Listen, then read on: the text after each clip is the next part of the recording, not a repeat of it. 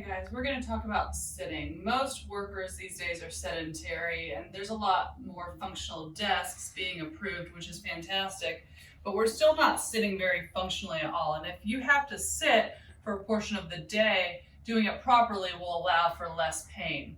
Here I'm going to have Chloe kind of come up and retract herself.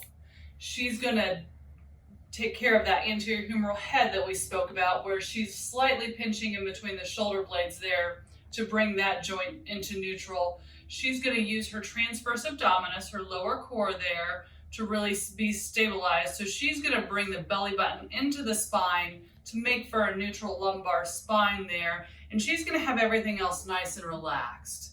Okay, we're going to talk about breathing here shortly, so we'll get into that, but this is proper placement for a sitting position. And then she can use everything at eye level, right? If you need the desk to come up here, depending upon your height, you're going to do that as permitted.